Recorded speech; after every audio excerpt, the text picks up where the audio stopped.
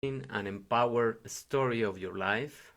What is the narrative that you are allowing to model your perception? That is the new topic that we are going to discuss in the episode 3 Drops of Wisdom in our new section of the podcast Cultivating a New Generation. And in today's reflection, the book that we are going to review is Stumbling on Happiness by Daniel Gilbert. And the moment you allow yourself to expand your awareness of what is really happening in your life, relating to the root causes, seeing the truth, and redefining how you want to feel, that is when your mind will recruit your internal neural networks to give you a more empowering experience instead of playing a discouraging scenario or simply labeling yourself to fail. Is the way you think about what you are doing that will be reflected onto the world. So you first have to observe your thoughts, you first have to relate the way you are feeling to the things that are happening outside. It's not the other way around. It is not the environment priming you, it is you reflecting on the environment. So, one of the quotes that I like from this book, and we can start reflecting more upon this one, is the immense capability of the mind is to fill in the missing details and transform our perception of reality. We assume that we see what we see is a true reflection of the world, and yet it isn't. It's partly the construction of our mind. That means that we are filling the gaps of the story that we are creating in our lives. That's the brain ability to fill in the details, which goes beyond adjusting our vision. It goes also influencing how we remember past events, something that is extremely important because if we don't remember accurately what is going on in our lives and what happened, we usually fill in the details, allowing ourselves to be the victims and the other people to be the bad guys. Or we can predict or have a higher expectation of something happening in our lives just because we are letting ourselves go and fill in the details. So when we remember the past, we can possibly or accurately recall every single thing that happened. There is just too much information to store because we are not just in the moment living the experience, we are picking up the stimuli, the signals that we are receiving during those moments. So the brain only remembers certain parts of the story. Therefore, what our minds do is store only the key details with the emotions that we felt. For example, if you had a bad experience in a dining restaurant, when you think back of that evening in question, you might remember being angry by a rude waiter or drinking cork wine. Those two details are the ones that are going to stay in your brain. One because of the pleasure experience, the other one because of the unpleasant experience that you live with the waitress. But along with these key details, your brain will fill in the surrounding picture as best as it can with what it assumes should be there. And what it assumes should be there is also fed by many of the stories that you have lived. So we can rely on many things. That's why we need to be more aware of what we are doing in the moment, and as much as possible don't use the victim place in your life, because you are going to just assume that you were the victim when in fact Nothing happened the way you imagine it. And yet, despite these alternative futures, you will probably still consider that the fantasy you constructed as a good guess of what is to come and put an unwarranted degree of trust in that prediction.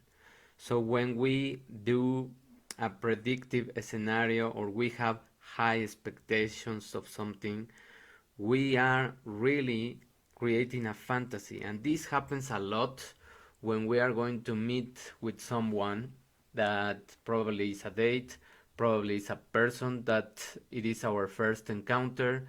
It can be a new boss, it can be an interview, it can be a new place, whatever it is.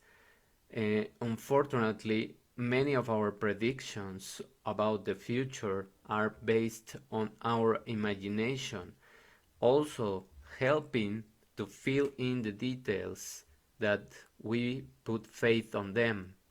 But it might not happen the way it is, it might be even better than you imagine. That doesn't mean that having a vision is not good for you or for your life. Of course it is, because you are priming your mind with the emotions that you want. But it's also helpful to stay on reality and try to be as much centered as possible about the things that you want to live. People often mistakenly believe that their predictions about the future, like the amount of groceries, for example, they need to survive in the next week, are totally rational. But in fact, the current state strongly influences how we imagine future events. That means that if you go to the to do your grocery shopping list and you are hungry or you are full, the result of what you buy is going to be completely different. That means that you should detach a little bit from the emotions and be more objective in what you want in your life. And that is also why people buy a lot of stuff that they are not gonna eat, that they don't need, or that they are just simply craving in that moment, but later on they just consume it so that it doesn't waste. But that's not good for your health. This is very important to keep in mind because our mind is playing tricks on us, so we have to be aware of what we are doing and measure more what we are going to eat, for example, in a week. If the state of mind when doing something is positive, most likely the outcome will be positive. This tendency will extend beyond just buying things in the grocery list. Our emotional state can color our perception of the future in other ways too. For example, if you are feeling angry about something, some future event, an important presentation at work, you will likely see it in a rather gloomy light, perhaps predicting as a disastrous experience, and no one will listen to you because you are priming your mind because of the state that you are living on. That's why when you are angry, when you are sad, when you are depressed, try not to envision the things that you are going to do. And if you have an important event that you have to attend to, or you have to talk, or you are going to present something, try to relax, go for a walk, and change your emotional state. Be calm and listen or witness your breathing so that you can start lowering your emotions, and then you can do the visualization, trying to see a much more optimistic scenario than the one that you are witnessing in the negative emotion state. So this is pretty much the messages that are important in our lives regarding these kind of books. Happiness and any positive emotion depends on us. It doesn't depend on the outside.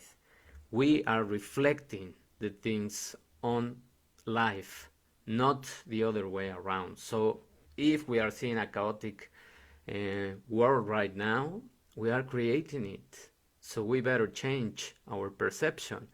We better change our emotions one by one, and then we are going to perceive a rather different world, and we are going to be able to understand more what is happening, witnessing our lives from an observer point of view.